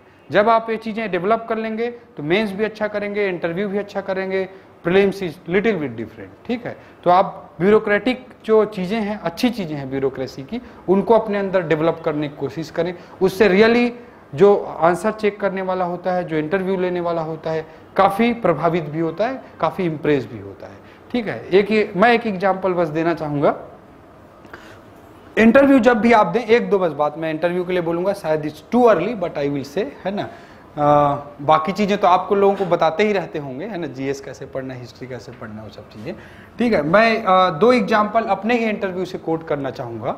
ठीक है, एक चीज़ है, मुझे मतलब हर कोई इंटरव्यू में आप हमेशा याद रखें कि साक्षात्कार की कोई भी तैयारी बायोडाटा पे ही बहुत कुछ डिपेंड करती है। आप बायोडाटा की ज़बरदस्त तैयारी करें, ज़बरदस्त, मतलब उससे कितने सारे बायोडाटा की अच्छी तैयारी करने के लिए बहुत टाइम चाहिए आपको, और लगातार समय आप उसमें लगाएंगे तब बायोडाटा की अच्छी तैयारी हो पाएगी। तो आप अपनी पृष्ठभूमि का, अपने बायोडाटा का ज़बरदस्त तैयारी करें। उसी में जैसे आप, मेरे पास एक सब्जेक्ट था, मैंने बताया फिलॉसफी, तो एक कॉमन क्वेश्चन होता है, हम लोग जब तैयारी करते हैं तो आता ही है, एक कॉमन क्वेश्चन होता है कि आपके बेस्ट फिलोसोफर कौन है, आपका सबसे फेवरेट पोएट कौन है ना, आपका सबसे बेहतर उपन्यास कौन सा लगता है, नॉवेल कौन सा अच्छा लगता है। ये सारी चीज़ें बहुत कॉमन क्वेश्चन होती है बायोडाटा से। तो ऐसी एक क्वेश्चन हम लोग तैयार किए थे और मेरे को एग्जाम इंटरव्यू बोर्ड ने भी वही क्वेश्चन पूछ लिया। अब बहुत सारी तैयारी किए रहते हैं तो आप फील करेंगे कि बहुत सारे क्वेश्चन आपको भीड़ रहे हैं, जो बोलते हैं ना कि वो मतलब वही क्वेश्चन आ रहे हैं आपके पास, ऐसे कई बार लगने लगता है। ठीक है, तो अच्छी तैयारी हो तो आप फील कर सकते हैं। तो ऐसे ही एक क्वेश्चन मेरे पास आया कि आप मतलब आपका फिलॉसफी ऑप्शनल सब्जेक्ट है, आपके फेवरेट फिलोसोफर कौन है मिस्टर चौधरी, ये एक बोर्ड मेंबर ने पूछा। तो मैंने बोला कि सर ऐसा कुछ नहीं है कि मैं एक ही फिलॉसफी से इम्प्रेस होता हूँ, हर फिलॉसफी से मुझे कुछ ना कुछ अच्छा लगता है और मुझे कुछ न कुछ पॉइंट से मैं हर फिलॉसफी से इम्प्रेस होता हूँ, अच्छी लगती है मुझे हर चीज़, हर फिलॉसफी में कुछ ना कुछ अच्छा इम्प्रेस करता है। तो उन्होंने बोला कि अच्छा, चारवाक फिलॉसफी में आप क्या इंप्रेशन लेते हैं, क्या अच्छी चीज़ लेते हैं। It was but natural question. अगर आप ये बोलते हैं, आंसर करते हैं कि मुझे सभी फिलॉसफी में कुछ ना कुछ अच्छा दिखाई देता है, तो आपके लिए बहुत बट नेचुरल क्वेश्चन आएगा कि चारवाक में क्या अच्छा दिखाई देता है। ठीक है, तो I was very much prepared for this. ठीक है, और ऐसे ही मिला जैसे फुल टॉस आया हो बैटर, और आखिरी ओवर में एक ही छक्के मारने हो टाइप का, लास्ट क्लूजनर टाइप का स्ट्रोक अपन भी लगा दिए। ठीक है, तो उसने बोला कि चारवाक फिलॉसफी में आपको क्या अच्छा लगता है। तो मैं प्रिपेयर्ड था और मैंने आंसर दिया कि सर चारवाक फिलॉसफी सेस कि ऋणम कृत्वा घृतम पीवे, है ना, ऋण करो और घी पियो। ठीक है, चारवाक फिलॉसफी भी सर ऋण लेकर लीकर पीने की बात नहीं करता है। ठीक है, और ऋण लेकर घी पीने की जो बात है, घी पीने की जो बात है, ये कहीं ना कहीं हेल्थ इंप्रूवमेंट से भी हम जोड़कर देख सकते हैं, मानव संसाधन विकास से भी इसको जोड़कर देख सकते हैं। और ऋण लेकर मानव संसाधन विकास करना कहीं ना कहीं आज हर विकासशील देश, हर डेवलपिंग कंट्रीज डेफिसिट फाइनेंसिंग के रूप में करता है। डेफिसिट फाइनेंसिंग में हर डेवलपिंग कंट्री लोन लेता है और ह्यूमन रिसोर्स डेवलपमेंट में उस पैसे को इन्वेस्ट करता है। तो it was very good answer, board was really impressed. कई बार चीज़ें वो लोग एक्सप्रेस भी कर डालते हैं, वैसा ही ये हुआ था। इस तरह के 2-4 चीज़ें आपके साथ अच्छा हो जाए इंटरव्यू बोर्ड वगैरह में, तो आप बहुत अच्छा स्कोर कर सकते हैं। ठीक है, मेरे को अभी भी याद है, ये चीज़ मैं जरूर शेयर करना चाहूँगा, हर जगह मैं शेयर करता हूँ। मेरे को लास्ट क्वेश्चन चोकीला यार मैडम ने पूछा था, अच्छा इंटरव्यू हुआ था, उन्होंने लास्ट में बोला कि मिस्टर चौधरी आपको अगर कलेक्टर बना दिया जाए तो आप हेल्थ में इन्वेस्टमेंट को प्रेफरेंस देंगे या एजुकेशन में इन्वेस्टमेंट को प्रेफरेंस देंगे। ठीक है, तो अच्छा इंटरव्यू हुआ हो और लास्ट क्वेश्चन अगर पूछे बोर्ड का चेयरमैन, ठीक है, कि आपको कलेक्टर बना दिया जाए तो करके, है ना, तो it's something good sign for you, है ना कि तो मैं रियली खुश हुआ, इम्प्रेस हुआ कि हाँ चलो कुछ तो अच्छा है। ठीक है, मैंने फिर धीरे से उनको जवाब दिया कि मैम हेल्थ और एजुकेशन दोनों इक्वली इंपॉर्टेंट हैं, किसी एक को चूज करने का प्रश्न नहीं उठता है, मैंने ये बोला। तो उन्होंने बोला कि नहीं, you have very limited funds, आपके पास बहुत कम पैसे हैं और आपको दोनों में से एक चीज़ को लेना ही पड़ेगा, एक चीज़ को चूज़ करना ही पड़ेगा, हेल्थ या एजुकेशन में से एक को प्रायोरिटाइज करना पड़ेगा। तो मैंने फिर बोला कि मैम, मैं चुपचाप रहा, फिर धीरे से बोला कि मैम अगर ऐसी स्थिति है तो इस बात पे डिपेंड करेगा कि मैं कौन से डिस्ट्रिक्ट का डिस्ट्रिक्ट कलेक्टर हूँ। ठीक है, तो सी स्माइल। ठीक है, और थोड़ा सा मेरा फॉर्म वॉर्म देखी और बोलती हैं कि you are district collector Raigarh, then you tell. ठीक है, तो फिर मैंने चुप रहा, धीरे से मैंने फिर बोला कि सॉरी मैम, बट किसी आईएएस की होम डिस्ट्रिक्ट में एज कलेक्टर पोस्टिंग होती नहीं है। ठीक है, तो सी लाफ्ड, है ना, मतलब बहुत जोर से हंसी। ठीक है, and she was really impressed, बहुत खुश हुई। ठीक है, और फिर उसके बाद आप हेल्थ बोलते हो, एजुकेशन बोलते हो, it doesn't matter too much. ठीक है, तो इस तरह के कुछ कुछ आंसर आप कर लें तो बहुत अच्छा हो जाता है हर जगह। ठीक है, इसी तरह से मेंस में भी आंसर करते वक्त कुछ ऐसी चीजें आ जाएं तो बहुत कुछ इंप्रेस हो जाता है एग्जामिनर। ठीक है, it's a complete psychological process, either it's a interview और इट्स अ मेंस एग्जामिनेशन। आपके पास वहां पे कोई कागज कलम लेके नहीं बैठा है इंटरव्यू में कि आप कितने क्वेश्चन का जवाब दे रहे हो उसके हिसाब से टिक कर रहा है, 5-5 नंबर देता जा रहा है। ठीक है ना, और जितने में नहीं बोल रहे हो उसमें कट कर रहा है ना, ऐसा तो कुछ प्रोसेस नहीं है।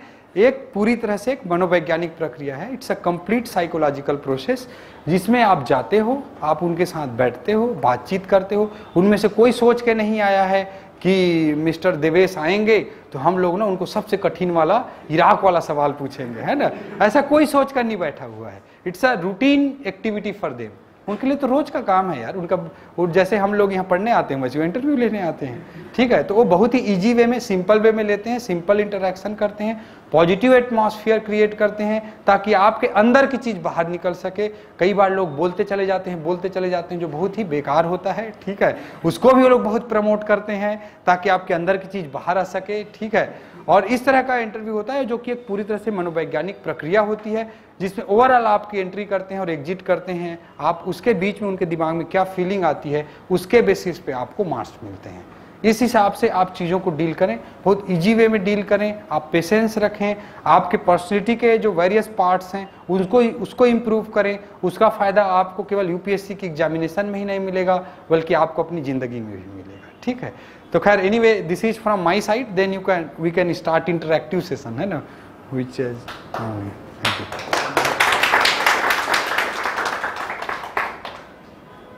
प्लीज, और किसी कुछ सवाल है? मैंने ऐसे पे तब एक कुछ चीजें लिखी थी। ठीक है, ये मतलब आप कुछ देख सकते हैं। मैं बेसिकली हिंदी मीडियम से एग्जाम देता था तब, और ये हिंदी मीडियम वालों के लिए तब लिखा था। इंग्लिश ट्रांसलेशन मेरे पास कहीं है बट वो मिल नहीं पा रहा है, तो मैंने इसको भेजा था।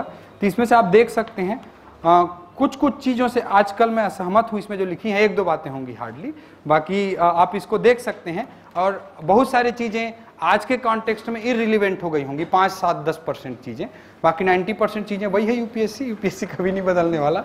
ठीक है, तो आप इसमें से देख सकते हैं कुछ चीज़ें मैंने शेयर की हैं, अपने जो थॉट्स हैं इसको आप देख सकते हैं। और जिस एसे पे मुझे मार्क्स मिले थे, वन ऑफ द बेस्ट, शायद उस साल का हाईएस्ट मार्क्स था एसे पेपर पे, वो ये वाला एसे था जिसको मैंने लगभग एज इट इज लिखा है, वैश्वीकरण का भारतीय संस्कृति पर प्रभाव, impact of globalisation and Indian culture. इसको आप लोग पढ़ सकते हैं। ये वही एसे है, ऑलमोस्ट 95% वही एसे है जो मैं एग्जाम हॉल में लिखा था। मैं एग्जाम हॉल से बाहर आने के बाद उसको घर पे आके लिखा था, वही एसे मैंने कैसे लिखा है। ठीक है, तो इसमें अब देखो, इसमें हर एक व्यक्ति के लिखने का भी तरीका अलग अलग हो सकता है। बहुत लोग सवाल पूछते हैं कि कैसे लिखा जाए या किस तरह की भाषा का प्रयोग करें, है ना। इसमें मैंने डिस्कस भी किया है ऐसे की तैयारी कैसे करें, इस बात का पे लिखते हुए मैंने ये जिक्र किया है कि आप कैसी भाषा का प्रयोग करें। कुछ लोग बोलते हैं कि बहुत सिंपल छोटी छोटी लाइनें कम्युनिकेटिव तरह का लैंग्वेज लिखें, कुछ बोलते हैं कि बड़ा लिटरेरी सा स्पेशल लैंग्वेज लिखें टाइप का। ठीक है, तो इसमें आप ऐसी भाषा का इस्तेमाल करें या आप वैसी भाषा का इस्तेमाल करें, ऐसा कुछ भी मैं नहीं कहना चाहता हूं। मैं केवल और केवल इतना कहना चाहता हूं कि आप अपनी भाषा का इस्तेमाल करें। ठीक है, और आप किसी की भाषा को जबरदस्ती उहापोह या कूद फांद मचाने की कोई ज़रूरत नहीं है। ठीक है, आप अपनी नेचुरल लैंग्वेज को इस्तेमाल करें, पॉइंट नंबर 1। पॉइंट नंबर 2 जो कि ज़्यादा इंपॉर्टेंट है, आप अपनी नेचुरल लैंग्वेज को डे बाई डे इम्प्रूव करें। जब आप अच्छी चीज़ें पढ़ेंगे, अच्छी चीज़ें सुनेंगे, अच्छे लोगों के साथ रहेंगे, तो आपका लैंग्वेज भी, आपकी भाषा, आपकी सोच धीरे धीरे परिष्कृत होती जाती है और उसका फ़ायदा आपको ऑटोमेटिकली मिलेगा। लोग ऐसे सवाल करते हैं कि सर मैं अपनी भाषा कैसे सुधारूँ, है ना। There is no class, there is no formula जिससे आप अपनी लैंग्वेज सुधार सकते हैं। It's a process, it's not a phenomena. ये कोई प्रघटना नहीं है, एक प्रक्रिया है। तो इस प्रक्रिया में आप लगातार जब जुड़े रहेंगे तो आपका लैंग्वेज, आपका थॉट प्रोसेस धीरे धीरे इंप्रूव होगा और उसका बेनिफिट आपको मेंस में भी मिलेगा, आपको इंटरव्यू में भी मिलेगा। तो इस तरह की मतलब मैं ये बोलना चाह रहा हूँ कि ऐसे जैसे मैं लिखता था उसमें बड़ा लिटरेरी स्टाइल रहता था, लिटरेचर मेरा सब्जेक्ट भी था और I always enjoyed such type of writings. तो इस तरह से मैं करता था। जरूरी नहीं कि आप इसी तरह की चीज़ों का इस्तेमाल करें, आपका अपना स्टाइल हो सकता है, आप अखबारी भाषा का इस्तेमाल कर सकते हैं, आप कोई एनालिटिकल वे में ऐसे लिख सकते हैं, आपका अपना तरीका हो सकता है, ठीक है। बट एक तरीका ये भी है जिसमें अच्छा मार्क्स मिला था, इसलिए मैंने शेयर किया है। बट जरूरी नहीं कि आप उसी वे को फॉलो करने की कोशिश करें, ठीक है। प्लीज कोई क्वेश्चन है तो पूछें। जी He's saying he, as you are from Chhattisgarh, जी. so he is also from Chhattisgarh. So he is asking कि do the Chhattisgarh government provide any guidance for interview? As there is one institute, Sardar Patel Institute of Public Administration in Gujarat. Okay So is there any institute in Chhattisgarh? जो interview की तैयारी कराए। Yeah, yeah. Only for interview. UPSC के लिए government के direct वहाँ पे कोई गवर्नमेंट के प्रोग्राम आप पूछ रहे हैं ना? He's asking, yeah. About Any government guidance from government side. Government से डायरेक्टली छत्तीसगढ़ के अंदर में कोई इंटरव्यू के लिए प्रोग्राम नहीं चलाया जाता है, मैं ये बताना चाहूँगा। और लेकिन जो ओबीसीज, एसटी, एससीज के लिए एक इंस्टीट्यूशन यहाँ पे काम करता है, युवा करके एक यूथ हॉस्टल करके है द्वारिका में, यहीं दिल्ली में, जिस पे रेसिडेंशियल फैसिलिटी प्रोवाइड की जाती है, आवासीय सुविधा सरकार की ओर से प्रोवाइड की जाती है उस पे सेलेक्ट होने पर, ठीक है। और ट्राइबल डिपार्टमेंट के थ्रू उसमें सिलेक्शन प्रोसेस होता है। और इसमें एसटी, एससी या ओबीसी के ग्रुप के लोग होते हैं जिनकी सर्टेन इनकम ग्रुप से होते हैं, मतलब इनकम भी एक लिमिट से ज़्यादा नहीं होना चाहिए। उनको आवासीय सुविधा, रेसिडेंशियल फैसिलिटी द्वारिका में दी जाती है और कुछ अच्छे इंस्टीट्यूशन से ही उनको जोड़ा गया है। शायद विजन से लिंक है या नहीं, आई डोंट नो, शायद बाजीराम से लिंक है, श्री राम से लिंक है, तो उनसे लिंक किया जाता है।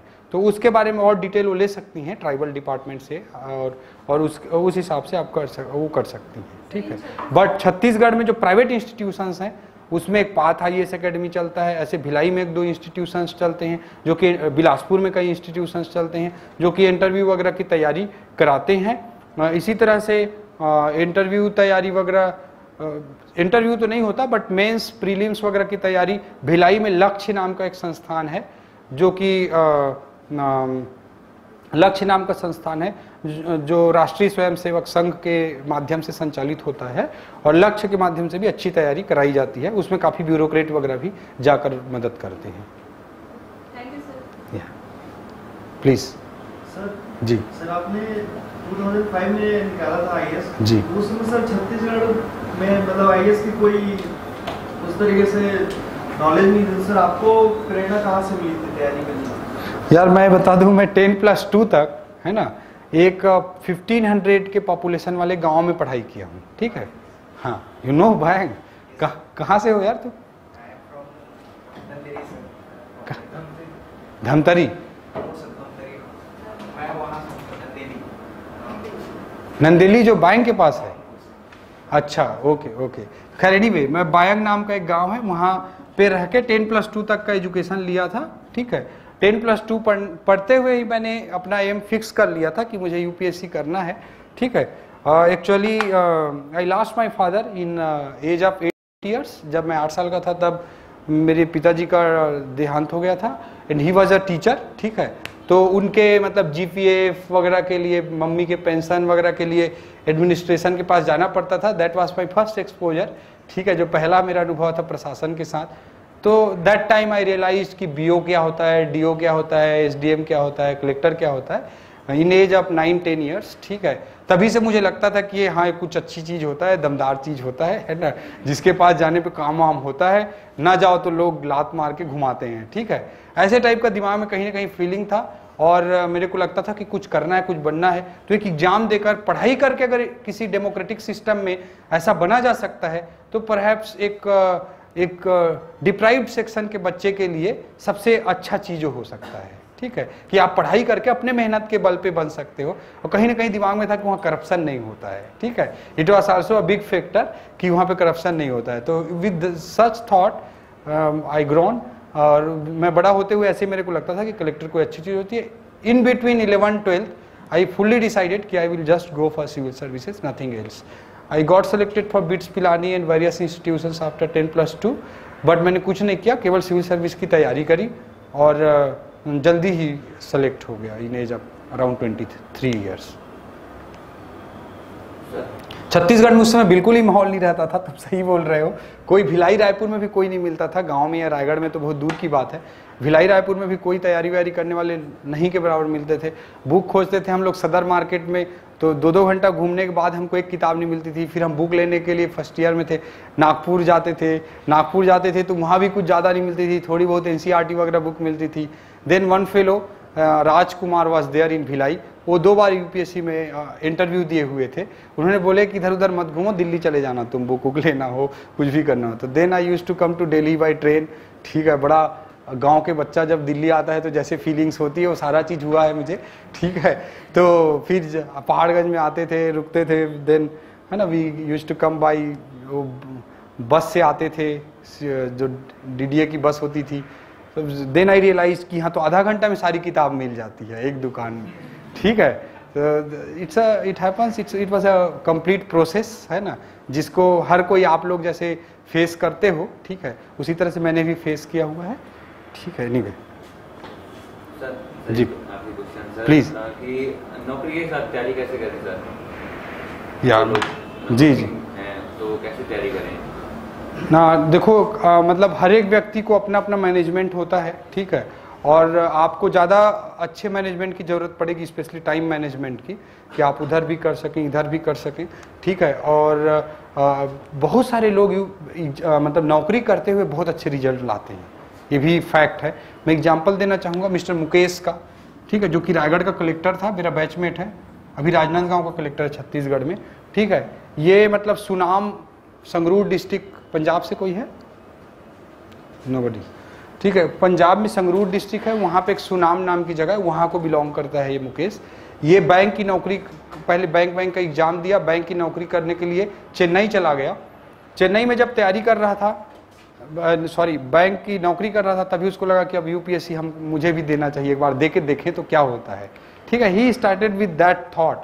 अब पहला अटेम्प्ट उसने दिया, ब्रिलियंट ट्यूटोरियल्स के नोट्स पढ़ा था मैं, बोलता है, और कुछ दिल्ली वेली कोई कोचिंग वोचिंग कुछ नहीं जानता था, कुछ भी नहीं। तो उसके आए 912 समथिंग, 9-12 मार्क्स मेंस में। उस समय ठीक ही मार्क्स थे, तो इसको लगा यार ये तो अपने से भी निकल सकता है टाइप का। ठीक है, ही थॉट लाइक दैट। और फिर वो सेकेंड अटेम्प्ट दिया।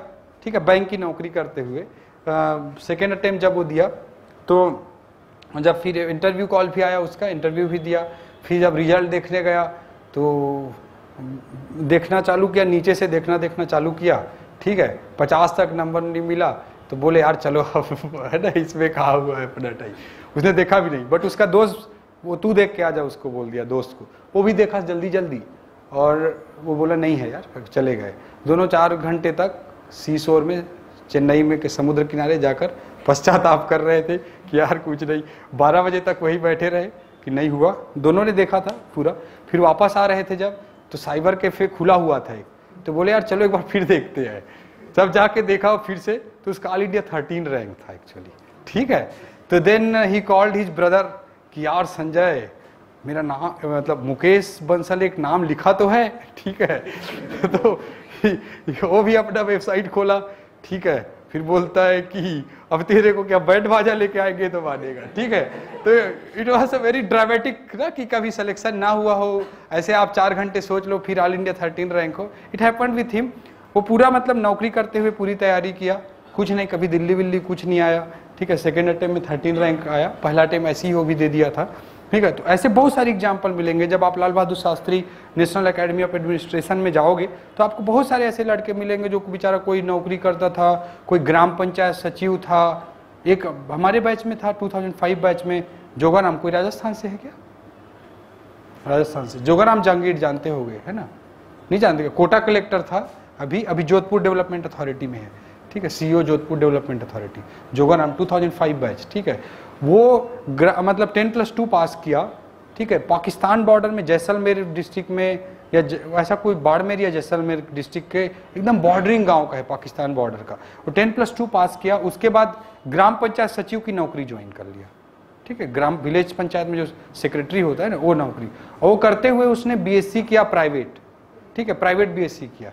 और उसके बाद वो बोलता है कि मैं जब इंग्लिश की इंडिया टुडे योजना वगैरह इंग्लिश के लेके चलता था मैं, तो लोग हंसते थे कि इंग्लिश का बुक पकड़ा है करके, ठीक है। That was such type of village he used to say, ठीक है, कि ऐसे बताता है। और फिर वो जैसे बॉटनी जूलॉजी से बीएससी किया, जूलॉजी मतलब बायो से, और उसके बाद बॉटनी जूलॉजी लेकर यूपीएससी दिया, फॉरेस्ट सर्विस भी दिया था और यूपीएससी भी दिया था, मतलब सिविल सर्विस भी दिया था।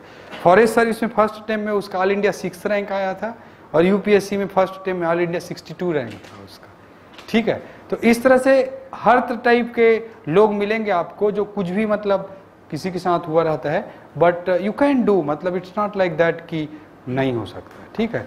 But at the same time हमको इक्वली प्रिपेयर रहना चाहिए कि अगर नहीं हुआ तो हमको क्या करना है, लाइफ में आगे बढ़ना है, रुकना नहीं है, ठीक है। मतलब तैयारी के लिए नौकरी नहीं छोड़नी चाहिए। देखो इट्स अप टू यू, है ना।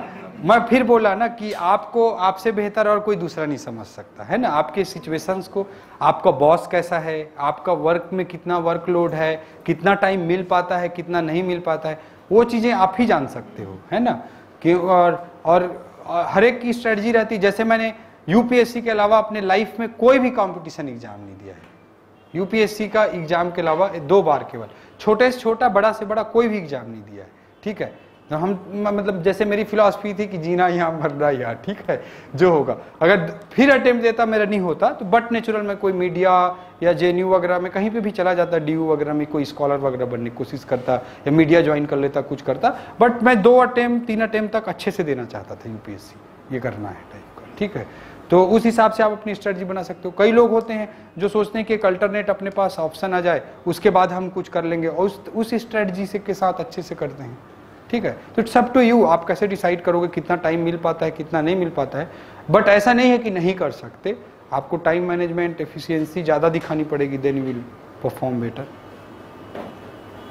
जी ma'am. So can you please tell us about your project Chuno Asman and your experience with working with the Naxal? अच्छा, actually it will take very long time ma'am, है ना। तो कुछ particular challenges जो आपको लगे एकदम। मैम बहुत लंबा कहानी हो जाएगा, है ना, it will take 1 hour at least, है ना, तो कम पड़ेगा। आप एक कर सकते हैं, यूट्यूब में वीडियो मिल जाएंगे आपको, ठीक है। वह विजन वाला वीडियो एक है जिसमें मैंने यहाँ पे नक्सलिज्म और एजुकेशनल इनोवेशंस पे बोला हुआ है, आप लोग शायद कई लोग देखे भी होंगे उसको, विजन वाला है।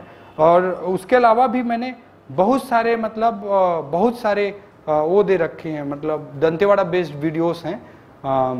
एक नया अध्याय, है ना, ऐसे गूगल करेंगे दंतेवाड़ा एजुकेशन सिटी या नया अध्याय दंतेवाड़ा, ऐसे करेंगे तो बहुत सारे वीडियोस आ जाएंगे। You can see all those innovations in video form, ठीक है मैम। वो काफ़ी डिटेल में आप लोगों के पास वो वीडियो है, यूट्यूब में आप लोगों ने शेयर किया हुआ है, ठीक है। बहुत लंबा टाइम हो जाएगा आप लोगों के लिए, है ना, ठीक है। क्लोज करें। You have been listening to our faculties telling how to approach for various subjects and what is civil services is all about. And I just want to share a very small resources, actually, what Vision IAS is offering you. When you join classes, who are you joining for the foundation course, or you're joining for the week regular or weekend batch. We have somewhere around 180 to 200 classes, session classes. Yes. Thank you, sir. We have 180 to 200 classes in which the whole of prelims and mains portion will be covered. If required, if you're joining for the regular batch, if required, there will be classes on Saturdays, and there will be a 3 hours of session, and you will be given a personalized account, student account, where there are different tabs where you can keep track of your own preparation with respect to prelims, mains, and study material in soft copy. If you're a person who is not comfortable with reading e-person, environment friendly, I don't want to use papers, you have everything in soft copy.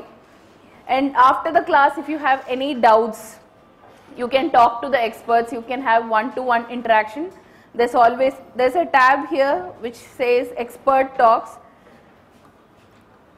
Already there has been a lot of session, you can see them, and then their contact numbers, you can meet them, book an appointment, talk to them for anything related. You're writing an answer, your mains paper will be evaluated personally. If you need a feedback, if you have doubt why in one question you have received more marks, why in a question you have received very less marks, how you can improve yourself, where's your weak point, what to study, what not to study. There are a lot of books around, and talking to so many people. What happens is in civil services, Rajendra Nagar or Mukherjee Nagar is a hub. You know, it is like a drug, or you cannot resist yourself. You see a friend taking a book from the market, oh my God, he has taken, I should also take. But you don't know what he is doing with that book at home, whether it is lying around for months or whether he has finished. If he buys a book, I also want to buy a book. He buys Yojana, I buy Yojana. He has bought Kurukshetra, I buy Kurukshetra. So many magazines around you, but is it necessary? You have lot of questions which you don't know to whom to ask. You don't want to ask your friends. And here you have a one-to-one session where there's a closed cabinet. It is like a very secret session. You have a personalized conversation. You have mentally, you don't know whether you're prepared to write this exam. You don't know whether you truly want to prepare. You don't know if you're going in the right track. I don't want to share this with my friends. I want my friends to know that I'm good in everything. But I know I am weak in something, but I want to talk to someone who should not know about it. Yes, we have somebody like that. You can always come and talk about it. How is the prelims test series or mains test series in Vision is different from the other competitors? When you write your prelims test, for example, you can take your prelims test online or you can take it at offline test center. Once after you take the test, there is something called result. After result, you can post-test analysis. You can compare your marks with other people who have returned the test. Which is the difficult question in the test? Which is the easiest question? Your sources. See, under post-analysis, you have so many options. What is your preparation level compared to other 10 members who had taken? Are you satisfied? Whether everyone, where do you stand among your peer group? So the same way for the prelims and then mains also. In classroom, for example, you're coming to class and you're ill, you cannot come to the class, you think that class is important, what should I do? Always under the classes section, you will be assigned a module under the classes program. If you are joining for the 2016 program, this is a November batch, but I am showing an example of the previous batch. You will be assigned a module like this. Inside the module, for every classes that is happening, it gets recorded live. People who wants to watch live, if you're not being able to come physically to the class, you can be wherever you are and watch the class. And if you're not being able to attend the class live, it always, once after the classes are over, it gets itself registered under the previous classes section. So you can watch the classes under the previous classes section any number of times. You have attended a class, okay, in between I felt sleepy and I slept off. So what would I do for that specific topic? Drag the mouse to the time stamp, watch your class, watch it any number of times. It is yours, the class is all yours. And every day basis you will get an assignment. Today a topic XYZ is taken and from that topic a question will be given it to you and you can write answers for it, get it evaluated with this. Why these assignments are necessary? Why should I take it seriously? Our idea is to train you from day one to write how to write a good answer. From the beginning, we will not expect you to write a UPSC standard answer. Basically, you will be tested in assignments is your basic level of preparation. Then slowly the question level will be increased under the concept of mini test.